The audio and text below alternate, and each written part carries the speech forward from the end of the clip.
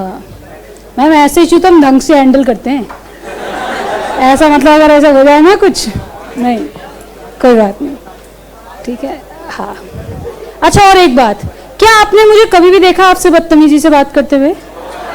तो एक बात हमेशा ध्यान रखेंगे कि जिस टोन में मैं आपसे बोलती हूँ वही टोन आप भी रखें तो ठीक है, ठीक है ना। कोशिश, being friendly is different thing and being rude is different, ठीक है। तो बेटा ऐसा है, अब वहां से किसी ने पूछा ये सब छोड़ो, ये बताओ हमारा होगा क्या, ये सब तो सब अलग अलग बातें चलती रहेंगी। तो बेटा जैसा कि मैंने उस दिन भी आपसे कहा था, everything will be done as per your preferences only, ठीक है। देखो हाँ किसी ने कहा दोनों, तो yes the thing this will only happen, ठीक है। दूसरा रहा, थोड़ी देर में सर भी आ रहे हैं तो वो ज़्यादा आपको बेहतर उस बात का जवाब दे पाएंगे मुझसे भी। भगवान लाल सर आ रहे हैं थोड़ी देर में, तो he will give the better answer और he is in the best position to answer this question. हम लोग हमारा काम करते हैं यार, मैंने आपको हमेशा बताया, उतनी बात मैं बोलती हूँ जितने का पैसा मिलता है, इसका नहीं मिला स्ट्रेस का, अपने इको पढ़ाने का मिला है वो ढंग से पढ़ाएंगे। चलो बेटा शुरू करें, चलो आगे बढ़ने से पहले पीछे चलते हैं। और एक बात, होगा ये माहौल आपका 12 से 2 का अलग, लेकिन अब मैं हूं यहां तो माहौल वही सुबह वाला ही है, ठीक है। बेटा पहला चैप्टर जो हमने शुरू किया है वो है चैप्टर नंबर 4, भरत दिया पानी।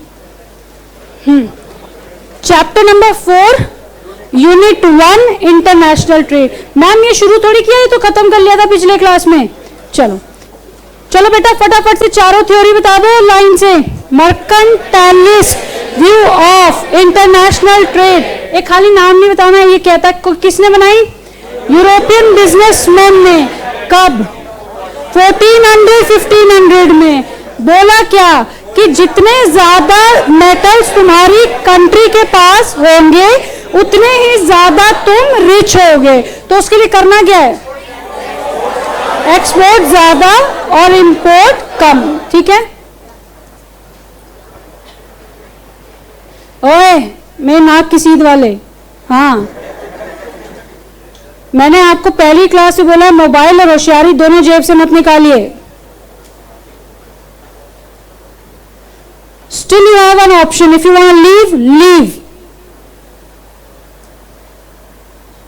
आप यहां बैठे हैं इसका मतलब यू आर बाउंड कि आप वैसा ही करेंगे जैसा मैं चाहूंगी अभी यहां पे।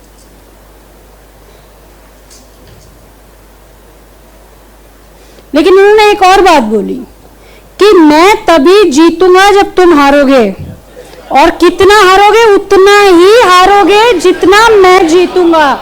इसका मतलब जीरो सम गेम। बोलो ठीक है। उसके बाद इसको अपोज करने वाले भाई साहब आए एडम स्मिथ। इन्होंने बोला ये झूठ है, और झूठ क्यों है? क्योंकि दोनों जीत सकते हैं, कोई कम कोई ज्यादा, लेकिन दोनों जीतेंगे, ठीक है। इन्होंने कहा कि this is a pure hypothetical situation which has the assumption of 2:2:1, that is 2 countries and 1 factor of production, that is labor, ठीक है।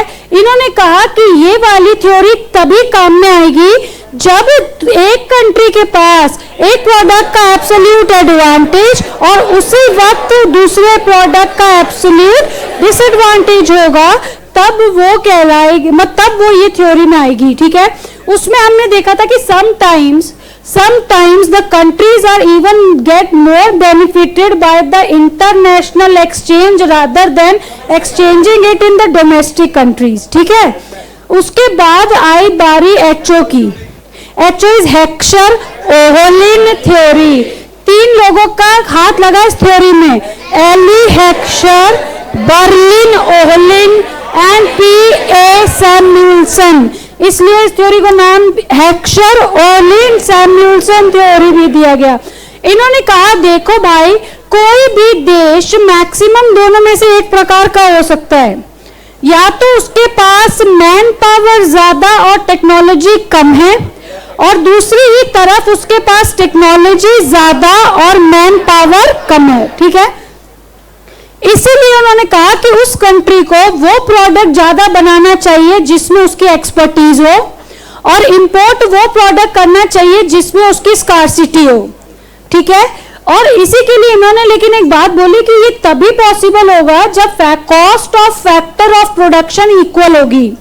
इसका मतलब जब लेबर के बनाए हुए सामान की भी वही कीमत होगी जो कैपिटल के टेक्नोलॉजी के यूज से होगी, तब वो कहलाएगा क्या, ये हेक्सर-ओलिन थ्योरी का प्राइस फैक्टर इक्विलाइजेशन थ्योरम, ये factor price equalisation theorem.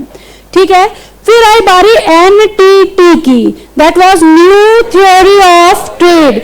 New theory of trade ने कहा कि देखो 1970 के आसपास इसका जन्म हुआ, ये उन कंट्रीज को अपनी स्कोप में रखता है जो बड़ी हैं और इंटरनेशनल ट्रेड के एक मोटे हिस्से को कैप्चर करती हैं। इंटेंशन ये थी समझने की कि जब वो प्रोडक्ट तुम्हारे देश में खुद खपता है तो उस प्रोडक्ट का इंपोर्ट और एक्सपोर्ट तुम क्यों करते हो। तो उसके लिए हमें पता चला, एक तो मोनोपोलिस्टिक सिचुएशन को खत्म करने के लिए, दूसरा इकोनॉमीज ऑफ स्केल, क्योंकि अगर मुझे अपने प्रोडक्ट का दाम कम करना है तो ज्यादा यूनिट बनाने होंगे, और अगर मैं ज्यादा यूनिट बनाऊंगा तो कहां खपाऊंगा, तो उसके लिए मुझे मजबूरन उनको एक्सपोर्ट करना पड़ेगा। ठीक है, और एक बारी आई थी नेटवर्क इफेक्ट्स या नेटवर्क वैल्यू की, उन्होंने कहा बैंड वैगन इफेक्ट मतलब भेड़चाल। मैम भेड़चाल का मतलब, इन्होंने कहा कि जितने ज्यादा लोग मेरे प्रोडक्ट को यूज करते हैं ऑल ओवर द वर्ल्ड, उतनी ज्यादा मेरी ब्रांड वैल्यू में इनहैंसमेंट होता है। बोलो ठीक है, तो अगर मैं नंबर 1 बनना चाहता हूं तो खाली एक देश में रह के नंबर 1 नहीं बन पाऊंगा, इसलिए वो प्रोडक्ट जो मेरे देश में खुद भी यूज होता है वो मुझे चाहता हूं मैं कि उसको बाहर में एक्सपोर्ट करूं। बोलो ठीक है, ये था हमारा यूनिट 1। बेटा आज का यूनिट बहुत ही इंटरेस्टिंग है, और वो इंटरेस्टिंग है और उसका नाम है, आप फिर कॉपी निकाल ली यार, मैं लिख रही हूं क्या, unit 2 instruments of international trade. सुबह 6:00 पे या 7:00 पे मेरे पास एक मैसेज आया था। मैम मैसेज तो आपके पास सुबह भी आया था, लेकिन इससे रेलेवेंट आया था तो अब बताती हूँ। मैसेज आया था कि ma'am what is the difference between international trade and internal trade.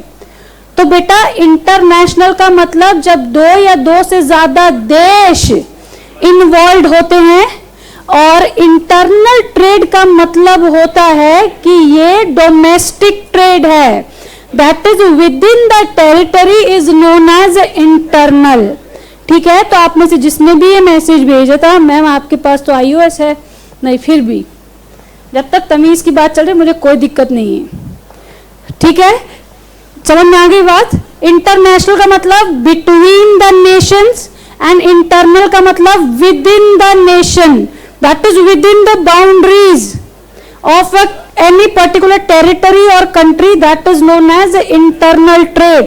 आगे बढ़े, चलो बेटा ध्यान से सुनना है, एकदम प्रैक्टिकल चैप्टर है, कुछ टॉपिक नहीं है, कुछ याद नहीं रखना है, सिर्फ ध्यान से सुनना है बात। इंस्ट्रूमेंट्स ऑफ इंटरनेशनल ट्रेड, ये कहते हैं कि अगर आपको इंटरनेशनल ट्रेड चलाना है तो उसके लिए कौन कौन सी बातों को नजर में रखना होगा, या ऐसी कौन कौन सी बातें हैं जो इंटरनेशनल ट्रेड को चलाती हैं।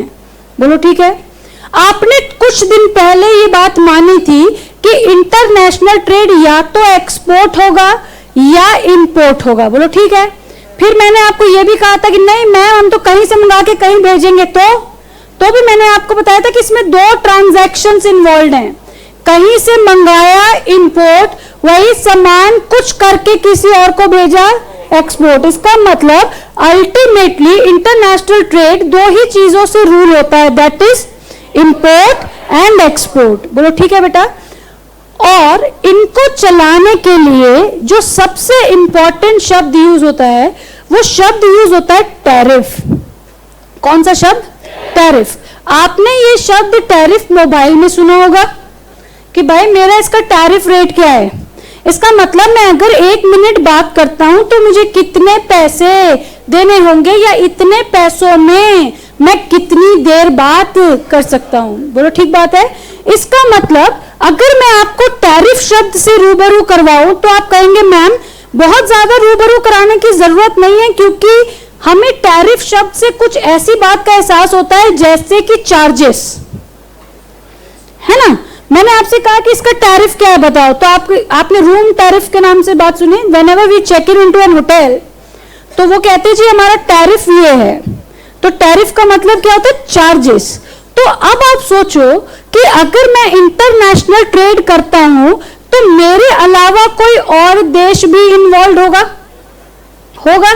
इसका मतलब हम दोनों को अपने आप को चलाने के लिए कुछ पैसों की जरूरत होगी, नहीं होगी? होगी। और अगर मेरा देश किसी और के साथ काम करता है अपने देश को छोड़ के, तो क्या मुझे उससे कुछ चार्जेस लेने चाहिए? मैम अगर वो एक्सपोर्ट करेगा तो आपके पास तो पैसे आएंगे ना, फिर आप उससे क्यों चार्ज लोगे बताओ? वो तो बल्कि सामान बेच के आपको पैसे लाके दे रहा है। चलो इंपोर्ट करता तो फिर भी 1% सोच सकते हैं कि वो आपके देश की फॉरेन करेंसी लेके बाहर जा रहा है तो आप उसके ऊपर चार्ज करते हो। लेकिन बेटा एक बात ध्यान रखेंगे, कई बार देश क्या करते हैं, या जो प्राइवेट पर्सन्स होते हैं वो क्या करते हैं कि अपने प्रॉफिट के चक्कर में ऐसे प्रोडक्ट्स को भी एक्सपोर्ट करने लगते हैं जिसकी देश में खुद कमी है, जिसकी खुद हमारे देश को जरूरत है, लेकिन क्योंकि उसमें पैसा अच्छा मिलता है तो हम क्या करते हैं, उसको बाहर भेजने लगते हैं। तो हमेशा टैरिफ का मतलब होता है taxes, any charges, any fees. वो कोई भी चीज जो हम किसी से भी किसी भी काम को करने के लिए चार्ज करते हैं उस शब्द को कहते हैं टैरिफ। क्या आपको ये टैरिफ शब्द थोड़ा नेगेटिव लग रहा है? मैम नेगेटिव का मतलब कि अगर तुम्हें ये काम करना है तो इसके बदले पैसे देने होंगे, वही कहलाता है टैरिफ। तो जैसा कि आपकी और मेरी दोनों की सोच है, ये टैरिफ यूजुअली यूज होता है फॉर द इंपोर्ट्स। मैंने ऐसा नहीं कहा कि एक्सपोर्ट में यूज, लेकिन यूजुअली किस में यूज होता है, इंपोर्ट्स में। हमारा जो आज का टॉपिक है वो है what are the types of tariffs. Ma'am आज के टॉपिक्स में इतना यस, एक एक बात को समझना है, क्योंकि मैंने जैसा कि कहा अब बेटा ऑब्जेक्टिव्स का जमाना आ गया है। एक एक लाइन अपने आप में क्वेश्चन है, ठीक है। एक यूनिट अंदाजन 2 दिन लेता है, ये बात तो हमने पहले ही डिसाइड करी हुई है, लेकिन इसके बाद के जो 3 यूनिट है वो एक एक दिन में खत्म हो जाएंगे, ठीक है। चलो शुरू करें। Instrument of international trade says कि आप देखो, एक ना मैंने थोड़े दिन पहले की बात है, खैर अब वो जमाने गए, लेकिन स्टिल मान लो मैंने मेरे पापा से बोला पापा मुझे ना एक फोन दिला दो, ठीक है। तो मेरे पापा को ना अगर मना करना होगा ना तो उनके पास 2 रास्ते हैं। रास्ता एक, वो कहेंगे मेरे पास पैसे नहीं है, अभी कुछ नहीं, अभी भाई अभी नहीं हो सकता, दिवाली में देखेंगे।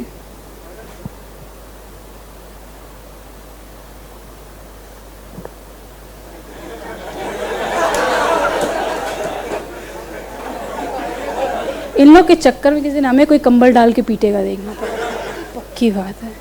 चलो भाई कहाँ थे, पापा जी पे, हाँ अपन वहीं रहो। हाँ नहीं, मैं यूजुअली मैं पापा जी बोलती हूँ इसलिए पापा जी पे थे, ठीक है। हाँ तो पापा जी ने क्या बोला कि बेटा अभी पैसे नहीं है मेरे पास, दिवाली पे लेना। अब ये बोलने से तो इज्जत गिर जाएगी कि अच्छा आपके पास इतने भी पैसे नहीं है। तो मेरे पापा ने मुझे कहा कि ला एक काम कर, तेरा फोन दिखाइयो।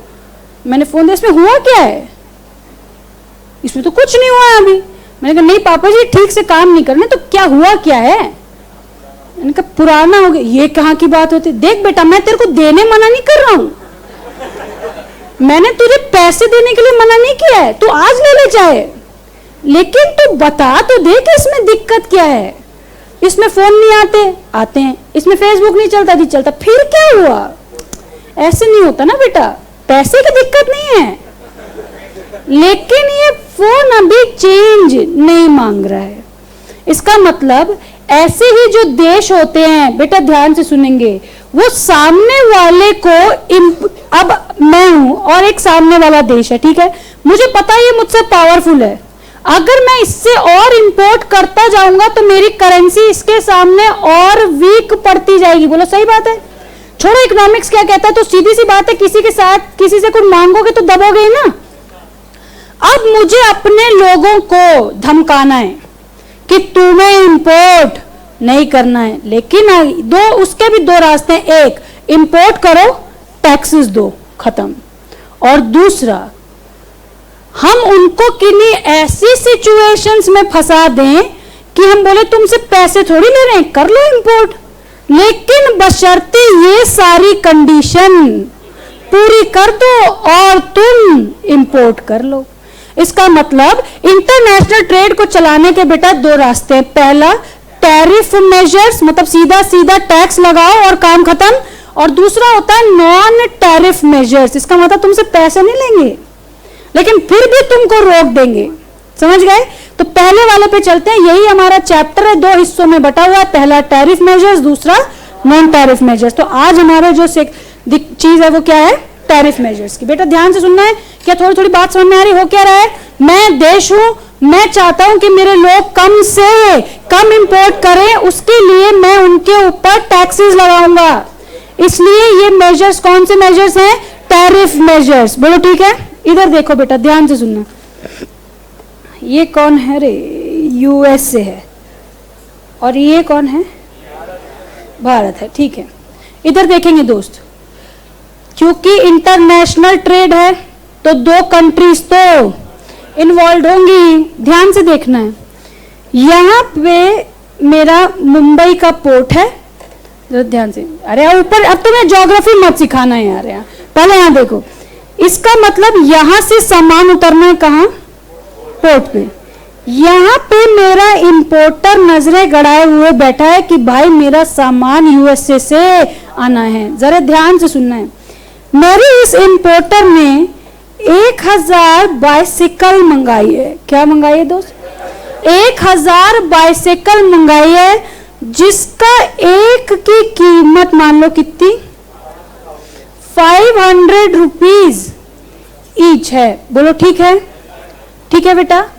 अब ध्यान से सुनना, usually tariffs are divided into two parts. पहला है स्पेसिफिक, क्या? और दूसरा है एड वॉलरम। क्या? पहला, दूसरा एड वॉलरम। अब ध्यान से सुनना बेटा, स्पेसिफिक टैरिफ कहता है कि देखो भाई, तुम्हें 20 रुपए या मान लो 100 रुपए पर साइकिल के टैरिफ देने होंगे, मुझे भटा फर्क पड़ता है कि तुम्हारी इस साइकिल की प्राइस क्या है। ध्यान से सुनना है बात, मैं फिर बताऊंगी, अगर आप कहीं भी फंसते हैं, it's your duty to interrupt. मैंने कहा बेटा 100 रुपए लगेंगे, इसका मतलब, ध्यान से सुनना बात, इसका मतलब आप कहना चाहते हो मैम कितना परसेंट? बोलो, परसेंटेज निकाल के भी दिखाऊं क्या? ठीक है ना, 100 रुपए की इंपोर्ट ड्यूटी। लेकिन सोचो कल को इंटरनेशनल मार्केट में इसके दाम बढ़ जाएं और कितने हो जाएं, लेकिन हम तो 20% मांगा था या 100 रुपए मांगे थे? 100 रुपए। इसका मतलब अगर कल को इसके दाम बढ़ते या घटते हैं तो उसका सीधा असर सिर्फ किसको होगा? इंपोर्टर को, गवर्नमेंट को उसका कोई फायदा नहीं मिलेगा। बोलो सही बात है? क्योंकि वो तो मांग रहा है 100 रुपए पर साइकिल, उसको इससे कोई मतलब नहीं है कि प्राइस अभी 500 है या 600। लेकिन उसी का उल्टा होता है क्या? एड वॉलरम ड्यूटी या एड वॉलरम टैरिफ या एड वॉलरम टैक्स, ये कहता है that this is a temporary or this is a flexible tax that is 10% of the value। इसका मतलब आज अगर 500 है तो 50 रुपए, तुम इसको 600 में मंगाओगे तो ऑटोमेटिकली तुमको 60 रुपए देने होंगे। दैट इज, आपको ज्यादा रियलिस्टिक कौन सा लग रहा है, पहला वाला या दूसरा वाला? मैम दूसरा वाला, क्योंकि गवर्नमेंट तो हमेशा चाहेगी कि जैसे जैसे रेट बढ़े वैसे वैसे उसका टैक्स कलेक्शन भी बढ़े। बोलो समझ में आ रही क्या बात? बोलो समझ में आ रही क्या बात? There are two main types of tariffs or duties or taxes or charges. They are specific and ad valorem. Specific क्या होता है बेटा? Specific कहता है particular amount is being charged for the imported goods. ठीक है? That is, it is not at all related to the value of the product. इसका मतलब the change in the value of product will not change the amount of tariff.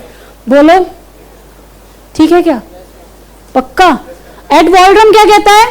भाई ये देखो genuine लग रहा है, 20% लगेगा भाई, इसका मतलब as soon as the prices fluctuates, automatically the tax for the government also gets changed. बोलो ठीक है? क्वांटिटी क्वालिटी जो जैसे भी बदलेगा, तो अगर इंपोर्टर, सोचो इंपोर्टर स्पेसिफिक में तो ठग सकता है, इसका मतलब 100 ही देने हैं भाई, क्या दिक्कत है? लेकिन वहां पे क्या होगा, अमाउंट के ऊपर डिपेंड करेगा। What do mean by tariff दोस्त? The charges which are charged to regulate the international trade. ठीक है?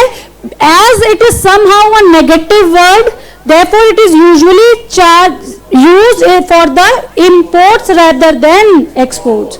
अब आप बताओ, which of the following types of taxes you think is widely used? Specific और ad valorem? Ad valorem, क्योंकि ये ज्यादा जेन्युइन है। बोलो ठीक है? चलो अब इधर देखो, अब गवर्नमेंट को हो गई टेंशन। गवर्नमेंट को टेंशन ये हो गई कि यार या तो मैं लगाऊं क्या स्पेसिफिक या लगाओ एड वॉलरम। अच्छा थोड़ा सा देखो, मैं आपको टैक्स वैक्स की तरफ नहीं ले जा रही हूँ, जो बच्चे नए, एक नॉर्मल सी बात पूछना। मान लो आपके पापा ने आपसे पूछा कि बताओ भाई आपके हॉस्टल में कितना खर्चा लगता है, ध्यान से सुनना। आपने कहा 4,000 5,000 रुपए कमरे के लगते हैं, 3,000 रुपए खाने के लगते हैं, ऐसा वैसा करके 15,000। तो आपने आपके पापा, आपको मिनिमम तो कितना चाहिए? तो आपको क्या चाहिए, या तो जो एक्चुअल खर्चा है वो, या कम से कम उससे ज्यादा। तो आपके पापा ने कहा ठीक है मैं 20,000 देता हूं, अब तू देख ले इसमें, ये तू इसमें बचा ले या लगा ले।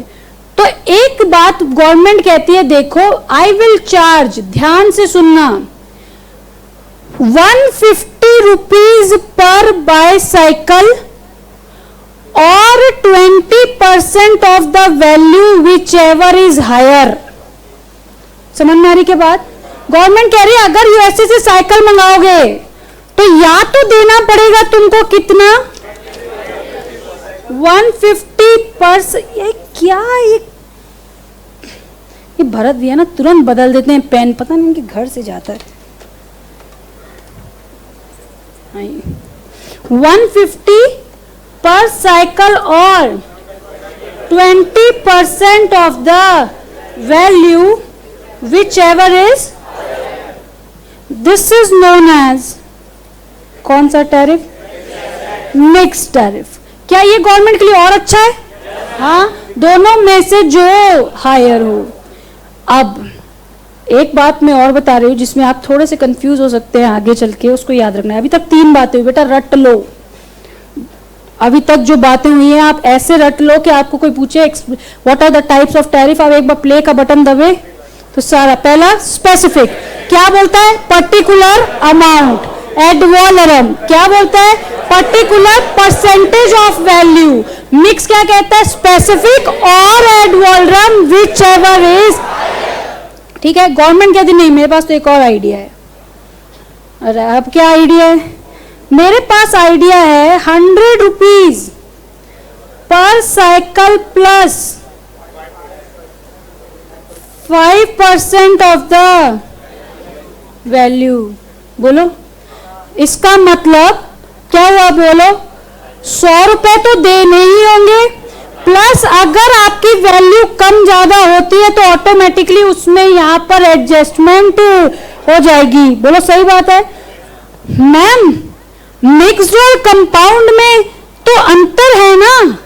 अरे मैंने आपको कंपाउंड शब्द भी बताया नहीं था, ये किस क्या है? कंपाउंड। मैम इन दोनों में तो अंतर है बेटा। ऊपर क्या बोलता है? दोनों में से एक ही जो ज्यादा होगा।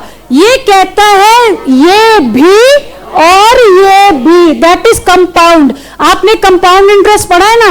इंटरेस्ट के ऊपर इंटरेस्ट, दैट इज टैरिफ के ऊपर tariff, that is compound tariff. बोलो ठीक है?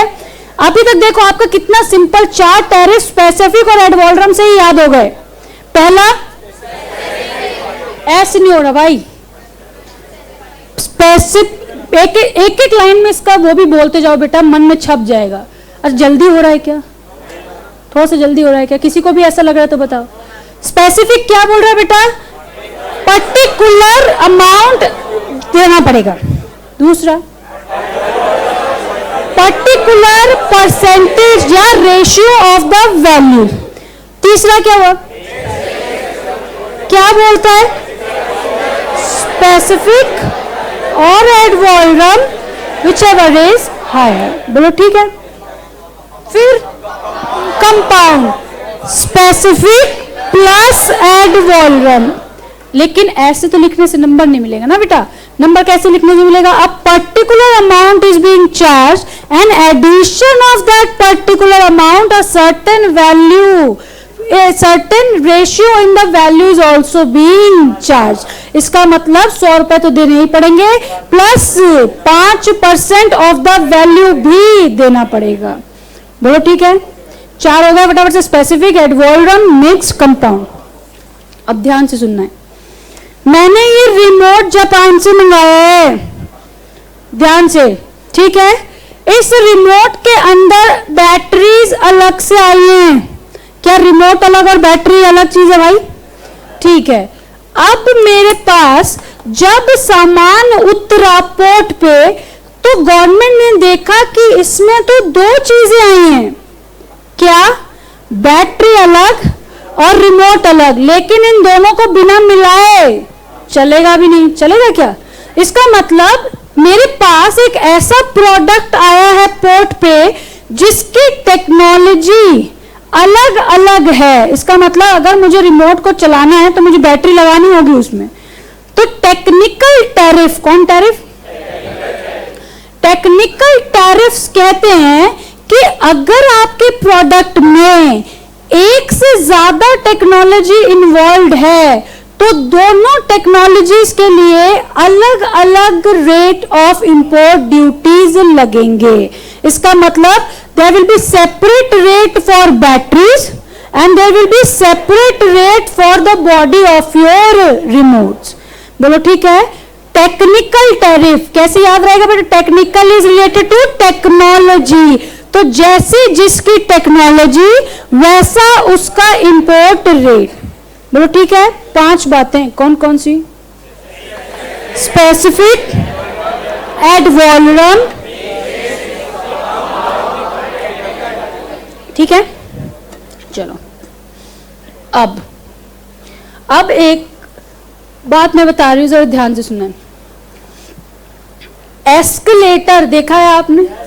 नीचे आने वाली नहीं, ऊपर जाने वाली, ठीक है? आपको एक बात देखिए, हम लोग ना प्रोफेशनल लोग हैं और you know the best part of being a chartered accountant is you have the knowledge of every subject which is being related.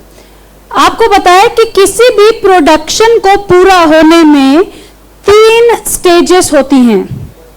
पहला raw material, work in progress और फिर फिनिश्ड गुड्स। बोलो ठीक बात है? ये रही मेरी एस्केलेटर, ठीक है? ये रही मेरी एस्केलेटर, ये रहा रॉ मटेरियल, ये रहा WIP और जब सबसे ऊपर पहुंच गए तो बना फिनिश प्रोडक्ट। बोलो ठीक है? इसका मतलब जब रॉ मटेरियल आगे चलेगा तब वो WIP बनेगा। बोलो, जब WIP आगे चलेगा तब वो फिनिश गुड्स बनेगा। बोलो, इसको कहते हैं एस्केलेटेड टैरिफ। कौन टैरिफ? ये ना एस्केलेटेड। ये कहता है कि अगर तुम रॉ मटेरियल मंगाओगे उसका इंपोर्ट ड्यूटी कम होगी, और जैसे जैसे आगे की स्टेज की तरफ बढ़ोगे तो उसकी इंपोर्ट ड्यूटी भी बढ़ती चली जाएगी। मैम क्यों? सोचो बेटा, अगर मैं रॉ मटेरियल लाऊंगी तो इसका मतलब अपने देश में उसकी प्रोडक्शन होगी, मेरे देशवासियों को काम मिलेगा, मेरे देश की इकोनॉमी रन करेगी। तो इसलिए हम उसको क्या करते हैं, रेट ऑफ टैरिफ उसमें कम रखते हैं। लेकिन अगर फिनिश गुड्स आया, इसका मतलब ये तो मेरे मार्केट को खराब ही करने हैं, तो इसलिए उसका टैक्स का रेट क्या होता है, ज्यादा होता है। बोलो ठीक लग रहा है? Escalated raw material, WIP finish goods. ये एस्केलेटेड क्या बोलता है, जैसे जैसे स्टेज ऑफ प्रोडक्शन आगे बढ़ेगा वैसे वैसे टैरिफ के रेट्स भी आगे बढ़ते चले जाएंगे। बोलो ठीक है? सीधी बात है, अगर आप रॉ मटेरियल मंगाओगे तो कम, WIP मंगाओगे तो रॉ मटेरियल से ज्यादा, और अगर फिनिश गुड्स मंगाओगे तो सबसे ज्यादा। बोलो ठीक है? कितनी बात हो गई? कौन कौन सी? ऐसे हम आपको रूल्स पता है गेम के यार। Specific is particular amount, ad valorem particular ratio और proportion, mixed specific or ad valorem whichever is compound, certain portion of specific plus certain portion of ad valorem। ठीक है? different technologies, different rates of tariff। ठीक है? कुछ बात है भरत भैया?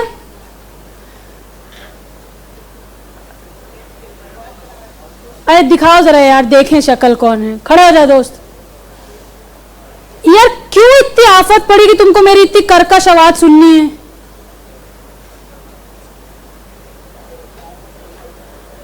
मैं अभी भी बोल रही हूं, आपको जाना है आप प्लीज चले जाओ, क्योंकि मैं अगर आपसे कुछ पूछूंगी आप नहीं बता पाओगे, मुझे भी और आपको दोनों को तकलीफ होगी। आपको सुनना है मैं क्या बोल रही हूं? नहीं।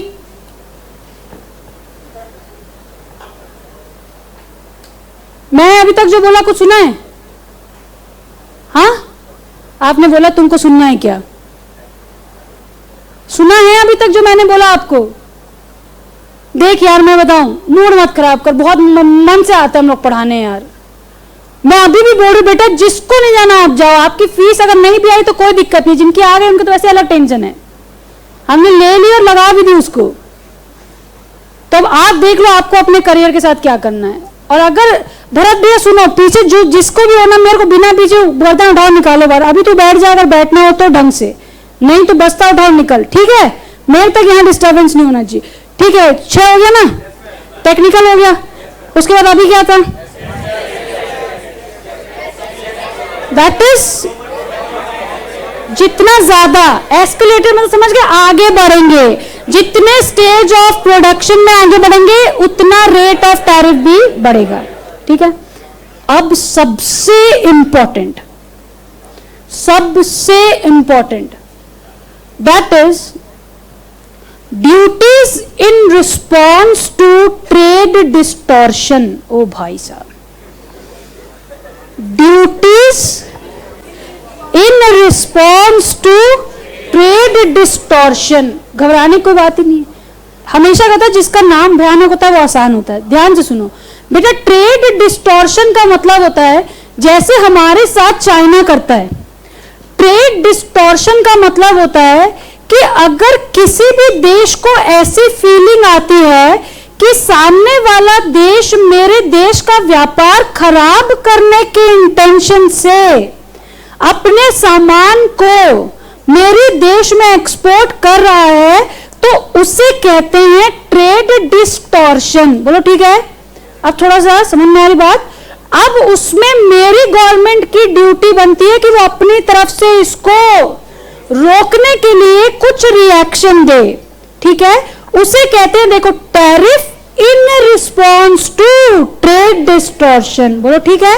अगर कोई देश मेरा व्यापार, मेरा डोमेस्टिक व्यापार खराब करने के इंटेंशन से अपना सामान मेरे देश में भेजता है, तो उसके बदले में या उसको रोकने के लिए, उसको जवाब देने के लिए जो टैक्सेस या टैरिफ्स हम लगाते हैं बेटा, उनको कहते हैं tariffs in response to trade distortion. बोलो ठीक है, ये इतना आसान नहीं है आगे, अभी तो एक्चुअली वो टैरिफ्स हैं कौन से। अब ध्यान से सुनना बेटा, दिवाली आके चली गई, लेकिन हम मान रहे हैं कि दिवाली आने वाली है, ठीक है, दिवाली आने वाली है, और अगर दिवाली आने वाली है इसका मतलब हमारे देश में लाइट्स की जरूरत पड़ेगी, झालर की जरूरत पड़ेगी, और छोटे मोटे गिफ्ट आइटम्स की जरूरत पड़ेगी। बोलो सही बात है। अब चाइना वहां से बैठा देख रहा है दिवाली आ गई। अब ध्यान से सुनना, चाइना क्या कर रहा है, इंटेंशन यहां पे मैटर कर रहा है ना। देखो हर कंट्री अपना प्रोडक्ट बेचना चाहता है, तो इसका ये मतलब नहीं कि हर कोई ट्रेड डिस्टॉर्शन है। ध्यान से सुनना, चाइना क्या कर रहा है कि चाहता है कि भाई मैं ना इतना सारा सामान बना के इंडिया में पटक दूं, जिससे ना चाहते हुए भी इंडियंस को कौन सा ही प्रोडक्ट इस्तेमाल करना पड़े, चाइनीज। इसका मतलब कूड़े के भाव में वो क्या कर रहा है, अपने प्रोडक्ट्स को किसी और देश में डंप कर रहा है। इसका मतलब आप सोचो, अगर आप इंडियन बल्ब्स लेने जाओ, उसके जो रेट्स होते हैं और जो चाइनीज आइटम तो कूड़े के भाव ही तो हुए। इसका मतलब चाइना क्या कर रहा है बेटा, अपना बहुत सारा सामान डोमेस्टिक प्राइस से भी बहुत कम दाम में, बहुत वॉल्यूमिनस में डंप कर रहा है। मतलब बेचने की इंटेंशन से नहीं आए, वो क्या कर ओप्पो वीवो बनाने आए हैं कि दुनिया में 70% वाटर, 25% ओप्पो वीवो और 5% लोग हैं, वैसे वाला टाइप का कुछ, कि जहां दिखे हाँ वहां ओप्पो वीवो होना चाहिए, वैसे वाला इंटेंशन। MI आज MI, हाँ ठीक है, चलो तुम लोग सहमति हो जाते हो ना यार, दिक्कत ये है। चलो बोलो ठीक है। अब मेरे देश को एक बात समझ में आ रही है कि चाइना की क्या हरकत है। चाइना क्या करना चाहता है, अपने सामान को डंप कर रहा है भाई, बेच नहीं रहा है। डंप करने का मतलब क्या है कि कम से कम दाम में ज्यादा से ज्यादा सामान को बेच रहा है, हमें एक्सपोर्ट कर रहा है। उसके अगेंस्ट में जो ड्यूटी हम लगाते हैं, उस ड्यूटी को कहते हैं एंटी डंपिंग ड्यूटी। अब देखो नाम समझ में जस्टिफाई कर रहा है, anti dumping duty, ADD, anti dumping duty. क्या इंटेंशन है बेटा, उन देश वाले के इंपोर्ट के लिए लगाना है जो लोग कूड़े बराबर के भाव में बहुत सारा वॉल्यूम ऑफ प्रोडक्शन जबरदस्ती मेरे देश में एक्सपोर्ट कर रहे हैं in the form of dumping. बोलो ठीक है, ठीक है। कौन सी ड्यूटी हो गई। अगर इस वाले टॉपिक से कोई सबसे ज्यादा इंपॉर्टेंट क्वेश्चन है तो वो ये है कि write the short notes on tariffs in response to trade distortion. आप जब आगे जो बच्चे फाउंडेशन में हैं, वो जब इंटरनेशनल उधर आगे पढ़ेंगे, indirect taxes, then you will go for custom, then you will find, ये सब बहुत जरूरी है। अभी तो ठीक है ना, अभी कोई टैक्स वैक्स की बात नहीं हो रही है, चल गया। दूसरी होती है CVD, that is countervailing duties. कौन सी। अब ध्यान से सुनना, मुझे ना डंपिंग कुछ नहीं करनी तुम्हारे देश में, लेकिन ना मेरी तुम्हारे देश से खुन्नस तो है, तो मैंने ना अपने प्रोड्यूसर्स को एक लालच दिया है। लालच क्या दिया है कि अगर तुम अपना सामान बना के इंडिया में बेचोगे तो तुम्हें 20% सब्सिडी देंगे। ध्यान से सुनना, यहां वॉल्यूम का कोई खेल नहीं है बेटा। वहां पे क्या था, बहुत वॉल्यूम थी, कचरा बराबर भाव में सामान आ रहा था। लेकिन यहां क्या हो रहा है, कोई एक देश मेरे देश के डोमेस्टिक मार्केट को खराब तो करना चाहता है, क्योंकि वो क्या कर रहा है, अपने प्रोड्यूसर्स को कुछ एक्स्ट्रा ऐसा बेनिफिट दे रहा है जिससे उसकी कॉस्ट पर यूनिट कम हो जा रही है। अब बताओ, अगर वो सामान हम इंपोर्ट करेंगे तो ऑटोमेटिकली हमारे डोमेस्टिक मार्केट के प्राइस से, अभी एक तो किसकी ड्यूटी है, हमारी ड्यूटी है। तो काउंटर वेलिंग, बेटा काउंटर का मतलब क्या है, जो अटैक तुमने किया हमारे ऊपर सब्सिडी देके, उसी इतने को ही हम क्या कर देंगे, रिवर्स कर देंगे, जिससे तुम्हारा जो प्रोडक्ट जितना तुम्हारी कम हुई थी उतना ही क्या हो जाए, वापस उसका दाम बढ़ जाए। मैम एक सवाल पूछे, क्या ये जो एडीडी और ये जो सीवीडी होती है ये स्पेसिफिक और एडवॉल्रम के एडिशन में लगती है या सिर्फ यही लगती होगी? क्वेश्चन समझे आप? क्वेश्चन समझे आप कि नहीं समझे? समझ गए? इसका मतलब अगर किसी देश को ड्यूटी चाहिए तो वो सिर्फ काउंटर वेलिंग ड्यूटी ले ले या एडवॉल्रम या कंपाउंड प्लस सीवीडी ले, प्लस सीवीडी। काउंटर वेलिंग ड्यूटी, इसका मतलब अगर उसके देश ने उसको 20% छूट दी है तो हम 20% इंपोर्ट ड्यूटी बढ़ा देंगे। अब क्या हम लोग नेगेटिव लोग हैं? अब सबसे पहले हमें कैसे पता चलेगा? हमारे आधे ज्यादा मन में ये कि मैम हमें कैसे पता चलेगा कि उनकी गवर्नमेंट ने उनको क्या एक्स्ट्रा एडवांटेज दी है? बेटा ये it is a free international trade with maximum of the technologies available. आज के दिन हर किसी की हर एक बात सबको पता है। इसका मतलब अगर इंडिया आज किसी प्रोडक्ट में सब्सिडी देता है तो ऑटोमेटिकली बाहर वाले लोग हरकत में आ जाएंगे या नहीं, कि अगर ये प्रोडक्ट इंडिया बनाएगा तो इसका मतलब इसकी रेट क्या हो जाएगा, कम, और एक कम रेट का सामान क्या करेगा, बाकी जगह पे बेचेगा। समझ में आ रही बात?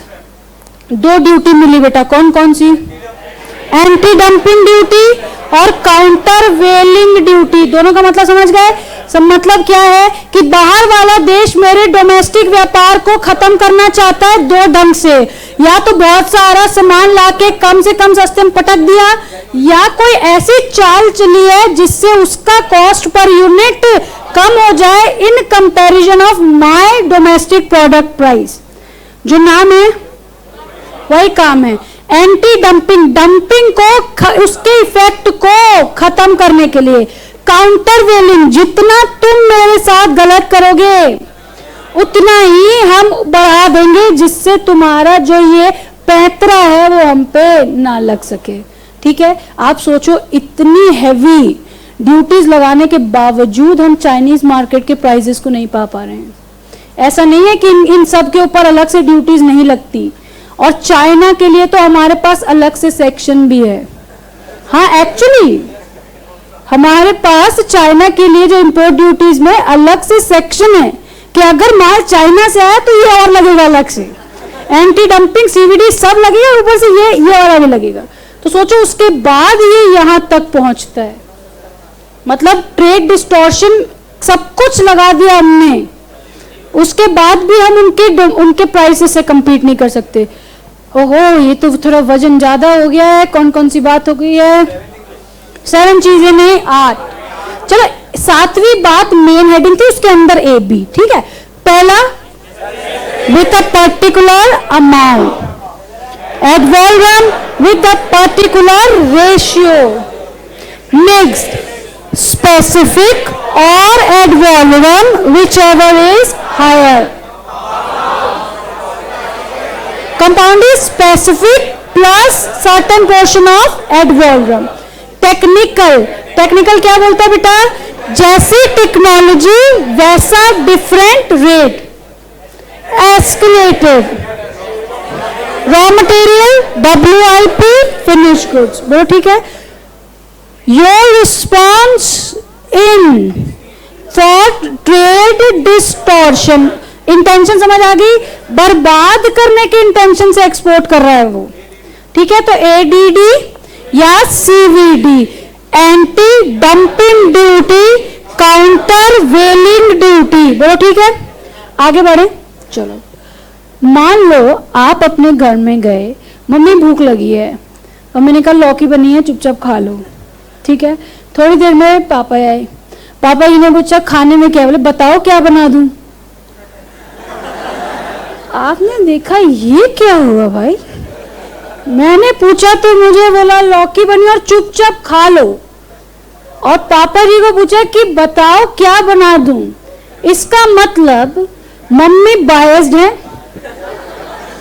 नहीं, मतलब उनकी मर्जी है, तो जैसा जिसको प्रेफरेंस देना चाहे वैसा उसको प्रेफरेंस दे सकती है। वैसे ही बेटा देश होते हैं। अगर आप एक ही प्रोडक्ट रिमोट मंगा रहे हो, ध्यान से सुनना, कोरिया से और जापान से, ध्यान से सुनना है बात। अब कोरिया हमारा उतना अच्छा दोस्त नहीं है, तो हमने कहा अगर रिमोट कोरिया से मंगाओगे तो 30% लगेगा, लेकिन जापान तो हमारा दोस्त है। अगर तुम जापान से मंगाओगे तो 10% तुम्हारी इंपोर्ट ड्यूटी लगेगी। देखो फर्क समझ में आ रहा है? पहले प्रोडक्ट अलग अलग थे तो रेट थे, यहाँ क्या प्रोडक्ट एक ही है, रिमोट कोरिया से भी आ रहा है, जापान से भी आ रहा है। इसका मतलब जब हम कोरिया बोले तो 30% लगेगी तुझे तो, और जापान बोले तुम 15% में दे दो। इसका मतलब जैसे जिसके साथ रिलेशन है वैसे टैरिफ हम लगा सकते हैं, उन्हें कहते हैं अप्लाइड टैरिफ। कौन सा टैरिफ? अप्लाइड टैरिफ कहता है भाई आज गवर्नमेंट स्वतंत्र है, इंडिपेंडेंट है कि वो जैसा चाहे वैसा उस देश से इंपोर्ट ड्यूटी चार्ज कर सकती है। बोलो ठीक है। अप्लाइड क्या बोलता है बेटा? आपके ऊपर है, जैसे रिलेशन वैसी ड्यूटी। बोलो ठीक है। 8 बातें कौन कौन सी? चलो आप ऐसी बता दो। Specific, ad valorem, mix, compound, technical, escalated, trade tariff in response to trade distortion, ADD, CVD, applied. बोलो ठीक है। अब ध्यान से सुनना बात, ध्यान से। अभी आपको पता है कि हमारे देश के जितने भी बड़े नेता हैं वो दूसरे देशों में जाते हैं, है ना, और वहां जाके कुछ बातों पे सिग्नेचर करके आते हैं। आपने सुना होगा कि भाई उन दोनों के बीच में ये डील साइन हुई है ना। कुछ हाँ कुछ सबमिट्स में जाते हैं, कुछ स्पेसिफिकली मीटिंग्स होती हैं। तो मान लो कि भाई मुझे किसी एक कंट्री के साथ अपने रिलेशंस बेहतर करने हैं, ध्यान से सुनना है, ठीक है। तो मैंने वहां जाके ये बात तय की कि देखो हम तुम्हारे प्रोडक्ट में इंपोर्ट ड्यूटी तो लगाएंगे भाई, वरना हम कहां से खाएंगे, है ना, लेकिन 20% से ज्यादा कभी नहीं लगाएंगे।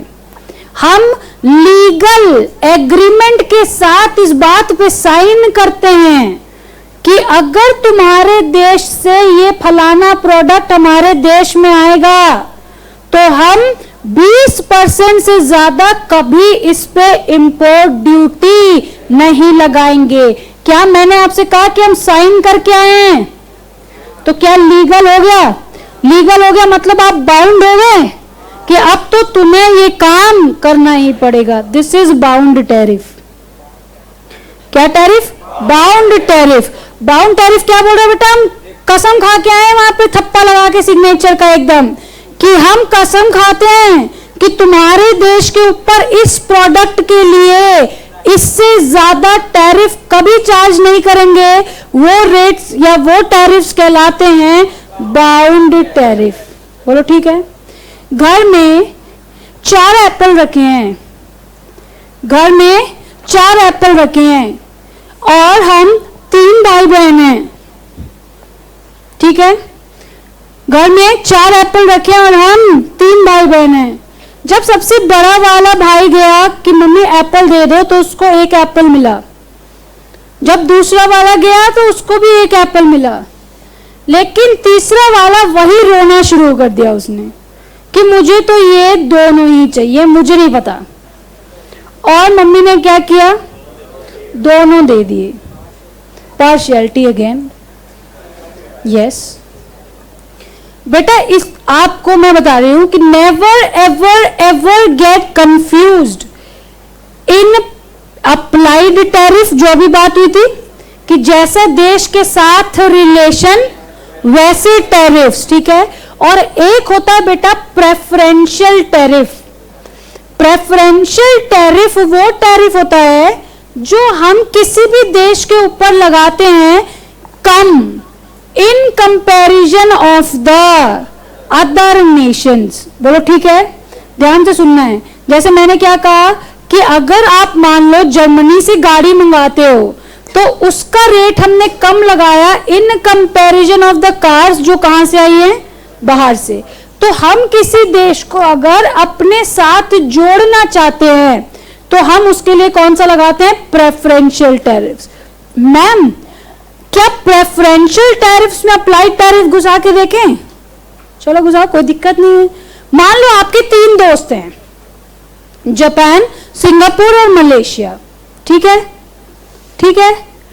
आपके 3 दोस्त हैं, जापान, सिंगापुर और मलेशिया। अप्लाइड टैरिफ तो सीधी सीधी बात है कि तेरे लिए 12%, तेरे लिए 15%, तेरे लिए 3%, ठीक है। मैम तो ये कहीं कहीं तो प्रेफरेंशियल भी दिख रहा है कि भाई हम इस वाली कंट्री को ज्यादा प्रेफरेंस दे रहे हैं in comparison of the other countries. Yes, आप ये कह सकते हैं कि preference and applied are interrelated but cannot be used interchangeably. Ma'am क्या मैंने कहा, ये दोनों सिमिलर जरूर हैं, इंटर रिलेटेड हैं, लेकिन इंटरचेंजेबली यूज नहीं किए जा सकते कि अप्लाइड भी वही और प्रेफरेंस भी वही। बोलो ठीक है। प्रेफरेंशियल टैरिफ्स यूजुअली उन देशों के लिए होते हैं जिनके साथ हमारा कोई एमओयू साइन हुआ होता है। मान लो जैसे ब्रिक्स नेशन है, you ever heard about BRICS? 5 देश हैं, Brazil, Russia, India, South Africa and China, ठीक है। मान लो कि कोई ब्रिक्स है, तो ब्रिक्स में अगर कोई बात होती है तो हम कह सकते हैं कि अच्छा भाई अगर ब्रिक्स नेशन से करोगे तो आपको कम टैरिफ लगेगा। तो ये क्या हुआ, प्रेफरेंशियल। बोलो ठीक है। कितनी बात हो गई भाई? अरे बहुत सारी बात हो गई। कौन कौन सी?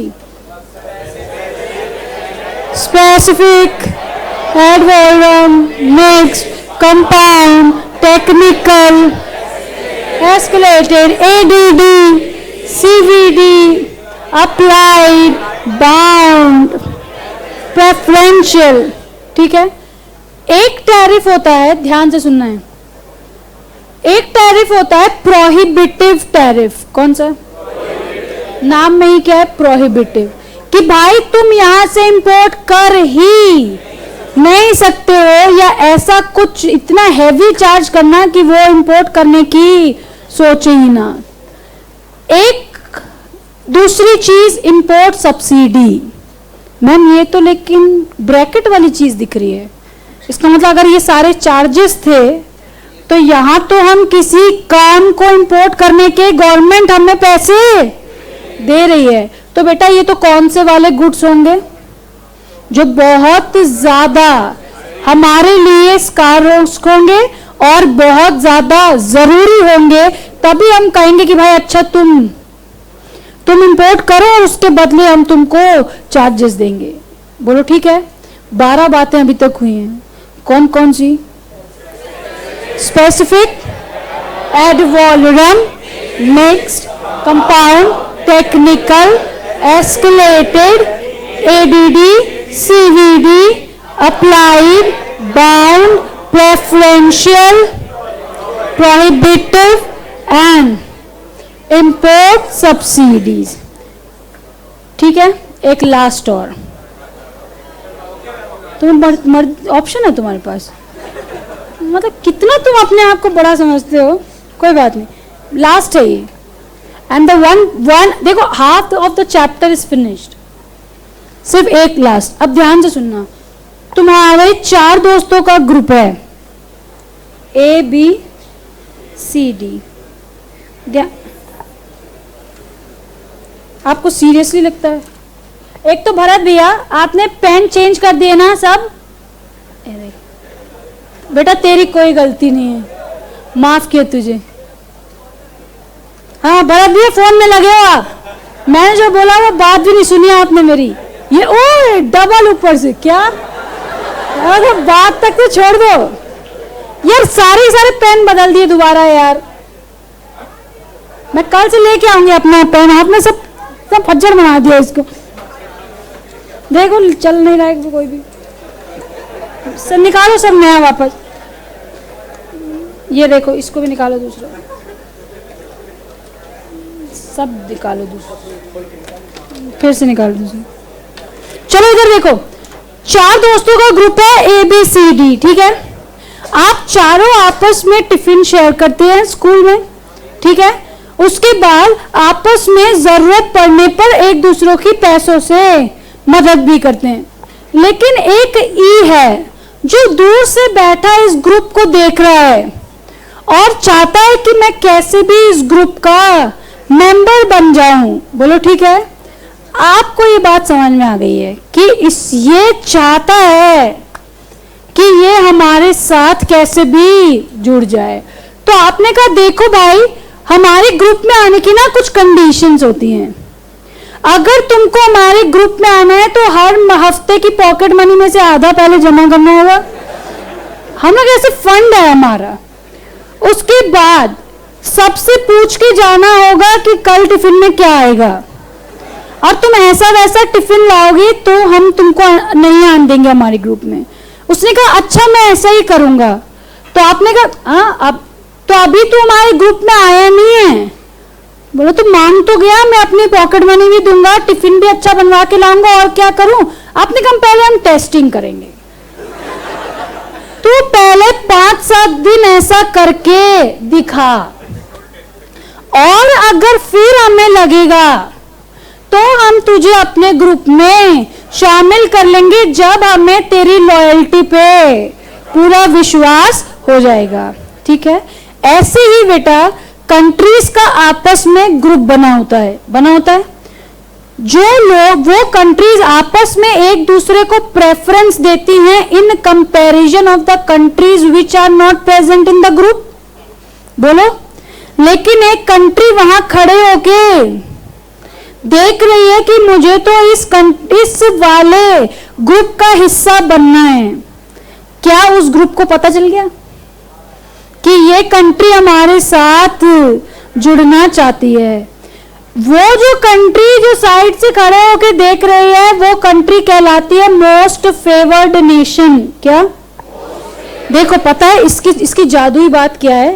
ये सुनने में तो लग रही है कि जैसे हम चाहते ही हैं कि ये मिल जाए, लेकिन इसका जो मीनिंग होता है ना वो क्या होता है पता है? कि ये कंट्री से मुझे मैक्सिमम फेवर लेना है। समझ में आ रही बात? वो मैक्सिमम फेवर देगी मुझे। ध्यान से सुनना है एक बात। अब आई डोंट नो उसका एग्जैक्ट वर्ड क्या है। जिसकी गरज होती है, अंडरस्टैंड, गरज है ना? नहीं समझ में तो छोड़ दो, मुझे यही आता है बोलने, ठीक है। जिसकी गरज होती है, हमें पता है कि उसका सब लोग फायदा उठाते हैं। तो वैसे ही बेटा ध्यान से सुनो, अगर ये एग्जाम में आता है तो कंफ्यूज नहीं होना है। मोस्ट फेवर्ड नेशन वो नेशन होता है जो मेरे ग्रुप में आना चाहता है लेकिन अभी तक आया नहीं है, और मेरा ग्रुप इंटेंड कर रहा है कि इससे तो मैं ज्यादा से ज्यादा फेवर निकला लूं। कब तक? जब तक ये मेरे ग्रुप का हिस्सा ना बन जाए।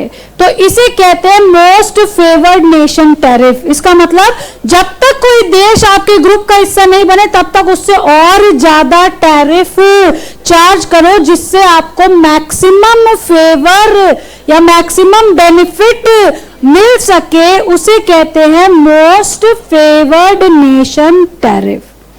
बोलो ठीक है? ठीक है। ये था आपके टाइप्स ऑफ टैरिफ, जो कि थे पहला specific, ad valorem, mixed, compound, technical, escalated, ADD, CVD, applied, bound, preferential, prohibitive, import subsidies, and last is most favored nation tariffs। ठीक है। मैंने अभी क्या बोला? मोस्ट फेवर्ड देख के तो ऐसा लग रहा है कि उसको सबसे ज्यादा फेवर करना है। नहीं, उससे सबसे ज्यादा फेवर लेना है। कब तक? जब तक वो हमारे ग्रुप का हिस्सा ना बन जाए। बोलो ठीक है। सारी बात आपको समझ में आई है? ठीक है। This is the end of one phase of the chapter. ठीक है। तो अब निकालो कॉपी पेन, जो भी बादल आपने बनाने फटाफट बना लो। यूनिट 2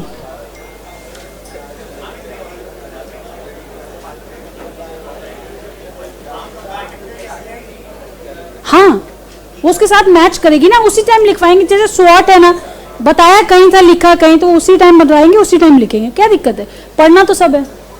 हाँ,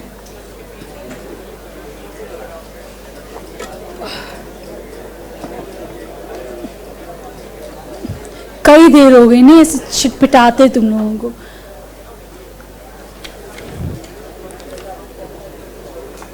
डन मैम? क्या डन, अभी तो कुछ हुआ ही नहीं। पेन कॉपी निकल गई? चलो सुनो, और एक बात, इसमें ना तो मुझे कोई फोटो बनाना है, ना मुझे कोई डायग्राम बनाना है, ना मुझे कुछ और। तो इसका मतलब will write in full speed. आप फुल स्पीड में लिखो। Unit 2,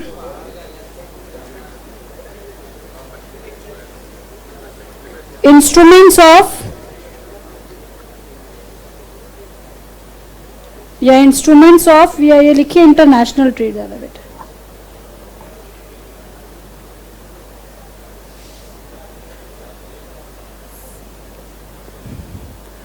Instruments of international trade.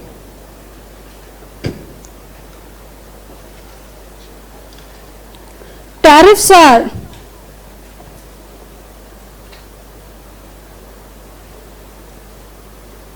also known as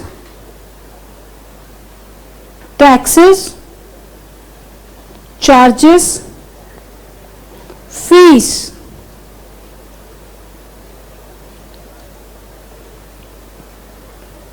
which are charged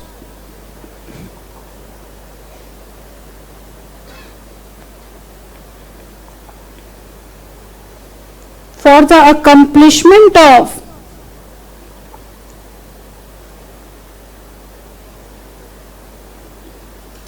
the transactions. Tariffs, as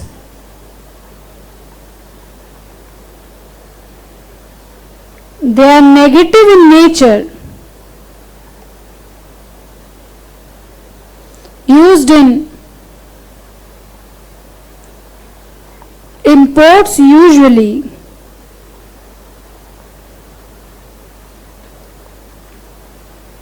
rather than exports.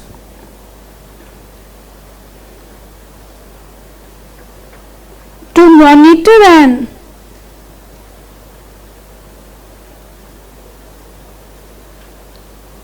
run the international trade,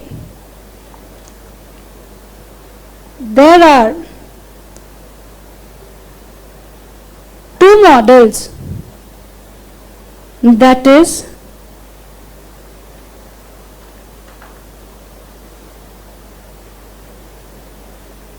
tariff related measures and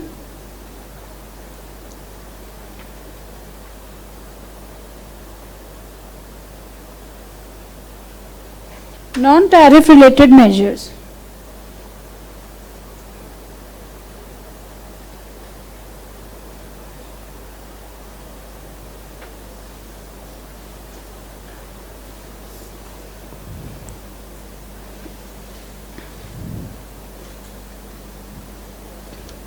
चलिए पहला क्या है बताओ, सबसे पहला 1 2 3 4 करके शुरू करते हैं। Specific duty, specific duty, tariff जानबूझ के यहाँ पे ड्यूटी लिखा है। ड्यूटी इसलिए लिखा है कि आपको पता चले कि ड्यूटी भी same as tariffs. This tariff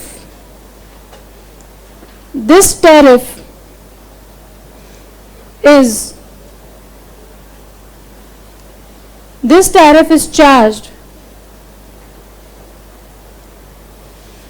on the basis of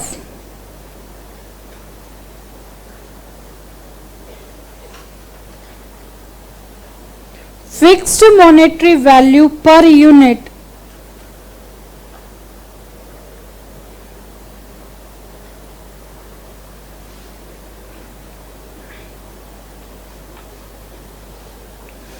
irrespective of the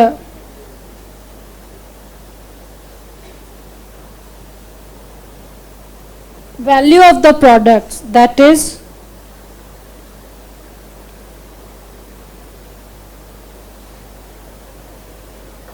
the government may face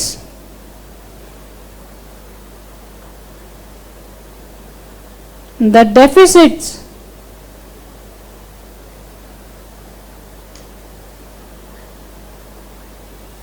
when the value of the product क्या होगा बताओ increases. Number 2 is ad valorem tariff. Ad valorem tariff.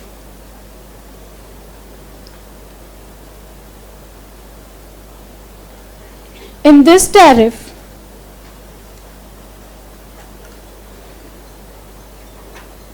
import duty is charged.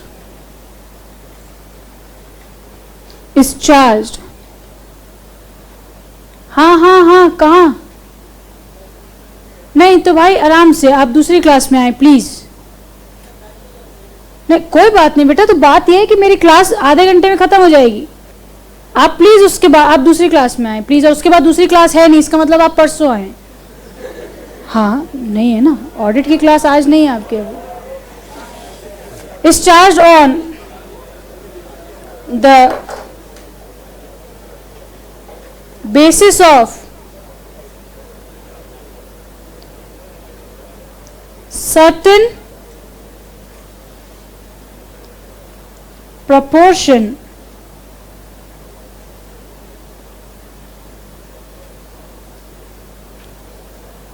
to the value of product. आप बहुत ज़्यादा मस्ती में हैं अभी, और थोड़ा सा समझ जाइए तो ज़्यादा बेटर है. हाँ जी देखिए, ठीक है. That is the amount of tax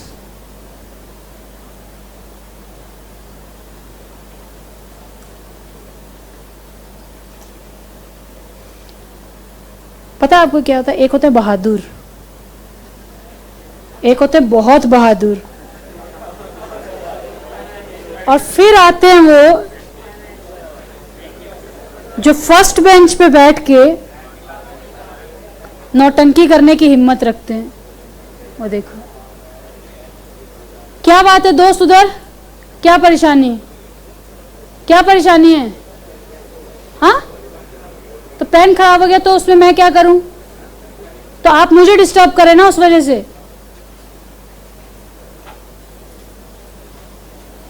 gets changed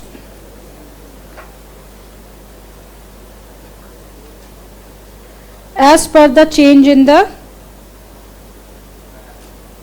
value. चलो तीसरे का नाम आपको याद है तो फटाफट बता दो फिर. Mixed.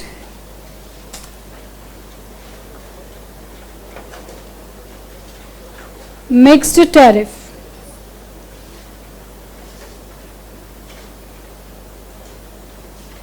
In this tariff,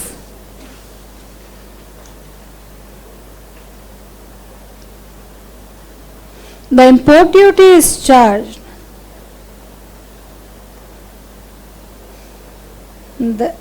That is either specific or ad valorem.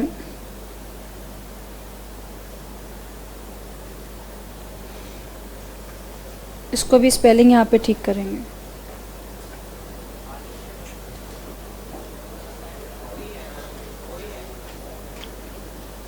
क्या हुई है? मैंने मेरी गलती सुधारी है.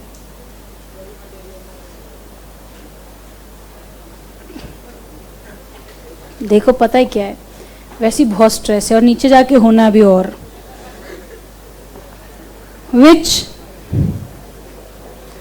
whichever is higher. fourth is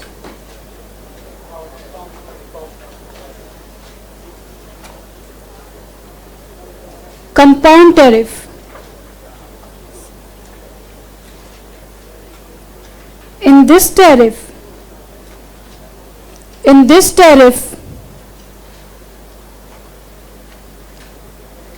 the taxes are charged, that is, certain specified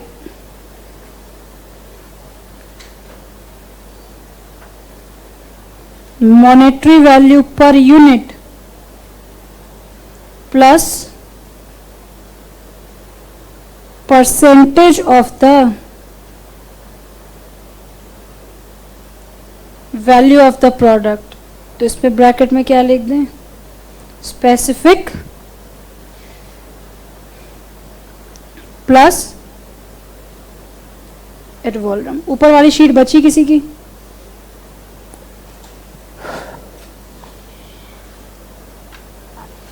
number 5 क्या सीखा बताओ? Technical tariff.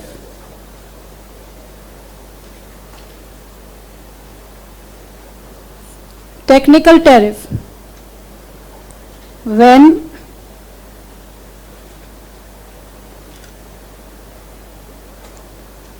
the product imported has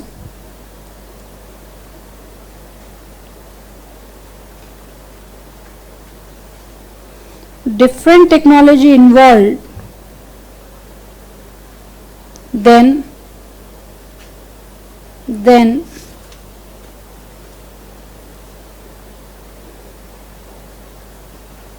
the import duty will be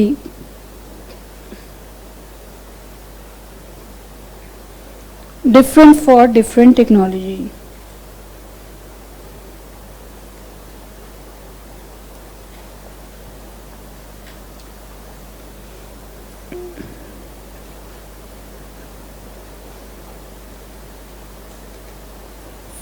Escalated tariff.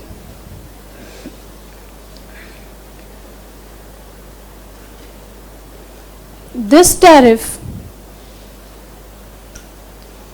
shows that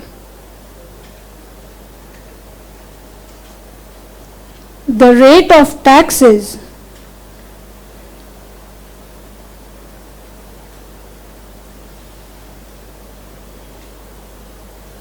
increases with the stage of production of the product. That is,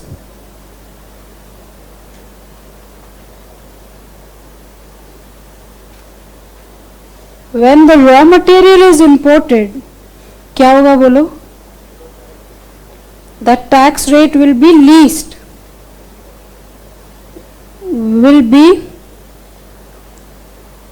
in comparison of WIP and finished products.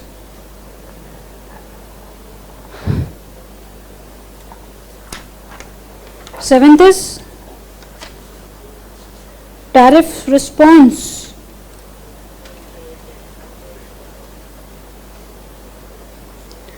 Tariffs in response to trade distortion. बेटा trade distortion का मतलब समझ गए आप लोग? इसका intention समझ में आ गया? चलिए वेरी गुड. पहला क्या है इसका? एंटी डंपिंग ड्यूटी, और दूसरा है counter welding duty.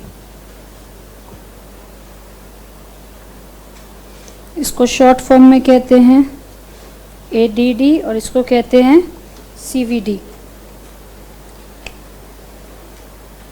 When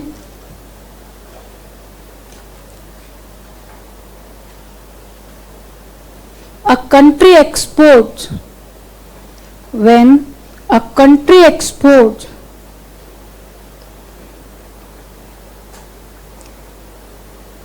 large volume of products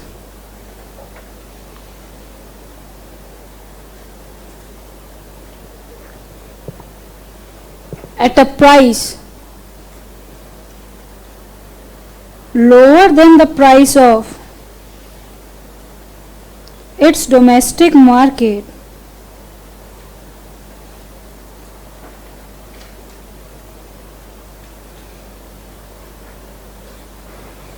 the importer country, हाँ बेटा मुझे पता आपको नहीं दिख रहा है, थोड़ा सा ऊपर, एक्चुअली मैं ये करूंगी तो यहाँ पे हट जाएगा, 2 मिनट बस.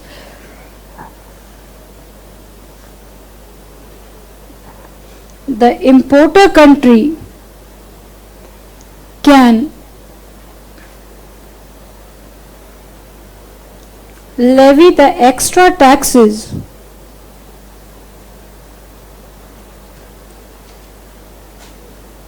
in order to prevent the dumping of the product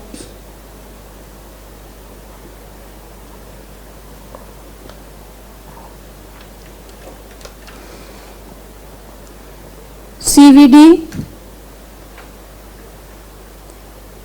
When a country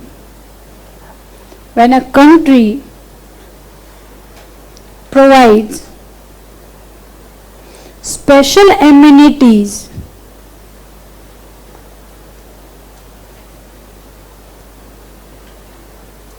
to the exporters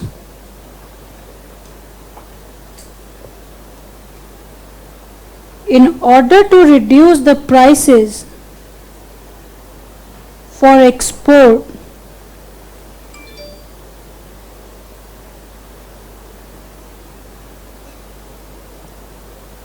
the importer country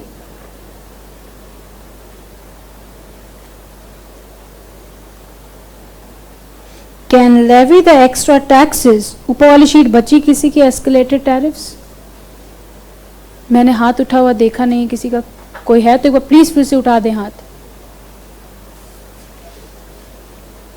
extra taxes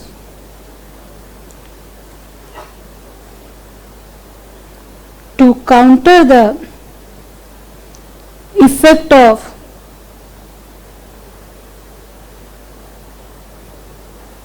the special amenities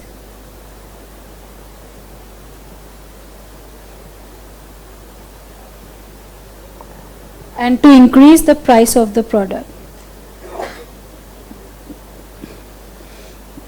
May 2018 was the first attempt of CA Inter and this question was asked in that. May 2018 में ये question पूछा गया था कि right short notes on ADD and CVD. चलिए 8 number बताएं फटाफट. Applied tariffs. देखिए हो सकता है इधर उधर नंबरिंग हम अभी जो पढ़े उसमें भी इधर उधर नंबर हो जाए, वो कोई सीक्वेंस नहीं है. Applied tariffs. The country is free to charge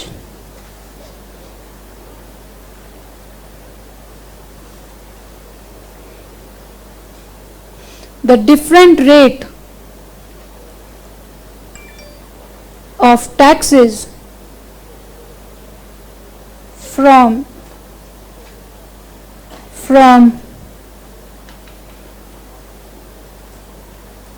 different countries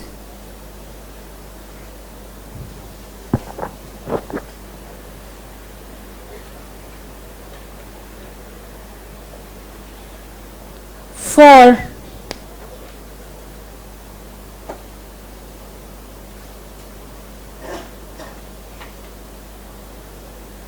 the same product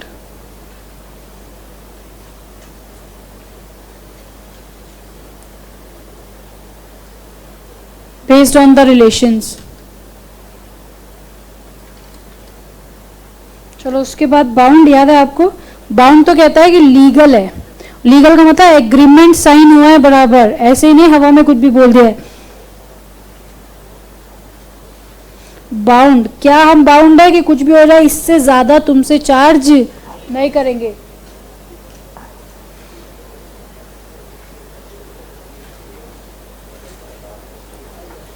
Bound tariffs आपको जो भी देखने में, हाँ जी कैसे आना हुआ है दोस्त? हाँ ये इंटरमीडिएट है, आप सही आए हैं, लेकिन क्यों आए हैं? क्या ऑडिट की क्लास के लिए आए हैं? 12 से 2 थी, ठीक है। अब 2 बजे से होगी आपके हिसाब से, इसलिए आप आए हैं अभी, राइट? तो अभी तो मैं पढ़ा रही हूँ ना दोस्त, मेरी क्लास है। ऑडिट की क्लास नहीं हो रही है, ये ऑडिट की क्लास आज नहीं होगी, अभी इको की क्लास हो रही है। नहीं आप नहीं बैठेंगे, क्योंकि मेरी क्लास में खत्म होने में 10 मिनट बाकी हैं। आप क्या करेंगे बैठ के? अरे यार, bound tariffs are the highest rate of tax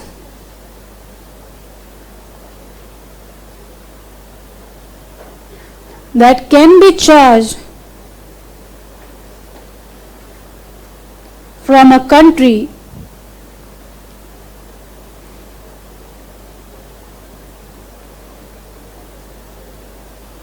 under an agreement signed.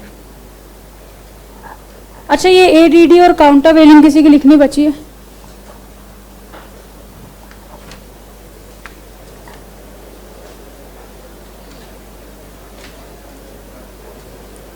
You seriously feel we are done?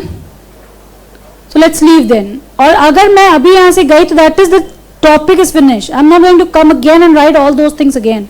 अगर मैंने 9 लिखा है तो मैं 9 ही लिखूंगी, फिर अगले दिन नया टॉपिक, खत्म।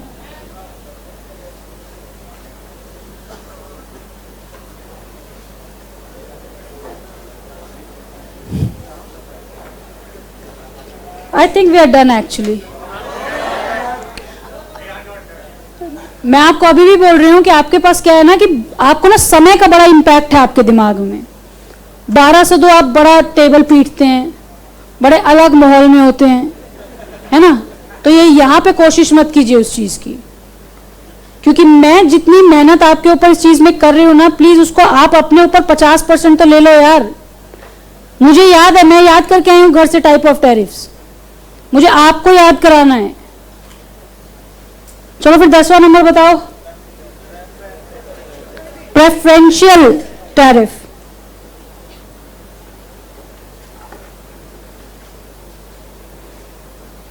हमें एक बात की कसम खानी है कि अप्लाइड और प्रेफरेंस में कंफ्यूज नहीं होना है। अच्छा, और एक बहुत बारीक बात मैं आपको बताती हूं। यहां पर एक बात फैक्ट है कि कौन सा प्रोडक्ट है, सेम प्रोडक्ट। यहाँ पे कंट्रीज अलग अलग हैं और प्रोडक्ट्स भी अलग अलग हैं। इसका मतलब यहाँ पे जो मैं नेम देख रही हूँ वो कंट्री को देख रही हूँ, और यहाँ पे मैं क्या देख रही हूँ, प्रोडक्ट। ठीक है? समटाइम्स, ये कुछ नहीं है, sometimes the country charges lesser rate of interest, lesser rates of taxes from some countries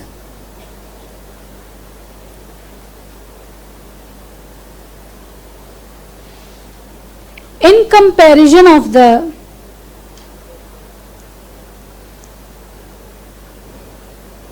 other countries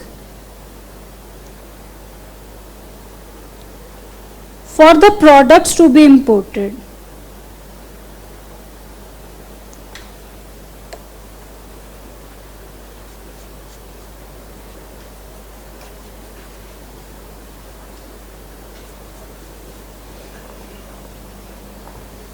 यहाँ क्या है, सेम प्रोडक्ट। ये प्रोडक्ट्स मतलब जापान से कोई भी सामान आए तो उसको दूसरे से कम इंपोर्ट ड्यूटी चार्ज करेंगे, ये कहता है प्रेफरेंशियल। लेकिन यहाँ पे क्या कहता है कि अगर ये वाला प्रोडक्ट कहीं और से आएगा तो उसको कितना रेट ऑफ चार्ज करेंगे। उसके बाद नंबर 11 प्रोहिबिटेड prohibitive tariff,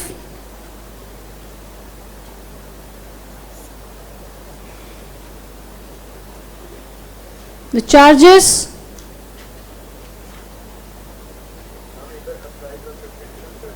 अभी इसको लिख के समझा दो दोस्त जिसने भी पूछा। हाँ, इसको लिख के पूरा समझा देती हूँ, ठीक है? इसको फटाफट से लिख लीजिए, फिर जो सा आप बोलेंगे वो दोबारा। Are intended to restrict the import completely, क्योंकि शब्द में ही क्या है? प्रोहिबिटिव। प्रोहिबिटिव का मतलब कंप्लीटली बैन। उसके बाद ऊपर कर देती दोस्त, ये लीजिए। Number 12 is import subsidies,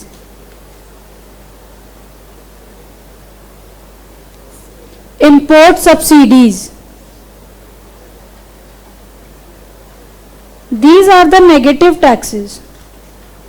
Negative taxes का मतलब that is the government provide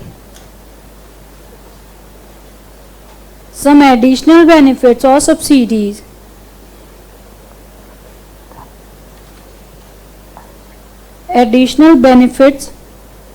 or subsidies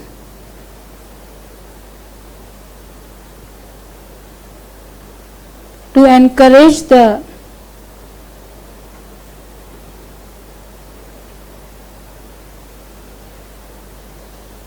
import of certain goods. And last is most favored nation tariff. ये याद है, ये वो पांचवा बंदा है जो ग्रुप को बाहर से खड़े होके देख रहा है, और जब तक ये हमारे ग्रुप का हिस्सा नहीं बन जाता है तब तक हम इससे ज्यादा से ज्यादा फेवर लेने की कोशिश करेंगे। ऊपर वाली शीट बची किसी की लिखनी, bound tariff.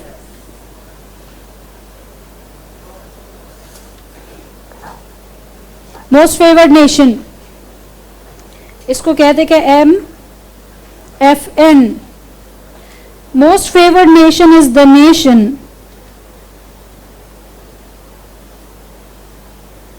which is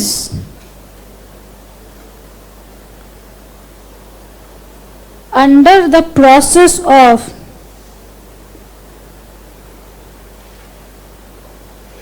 being a member of the association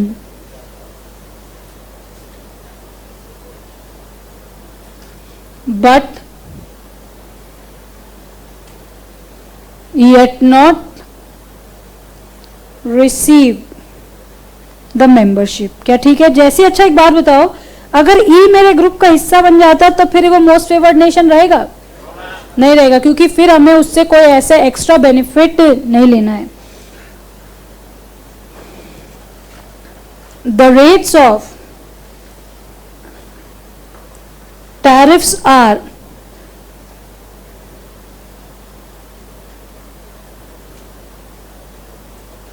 usually higher for most favored nations until, कब तक?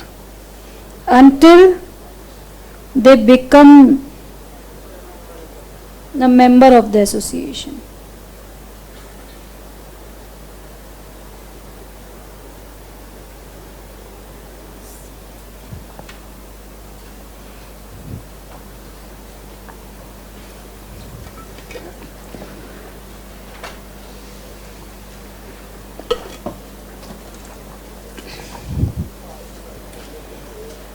भरत भैया,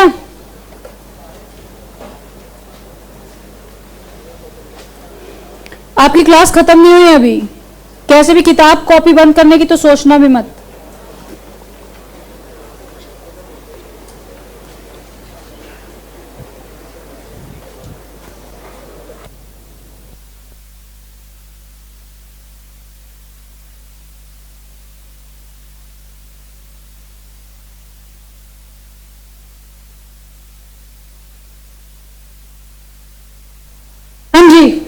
आपने पूछा था अप्लाइड और प्रेफरेंस।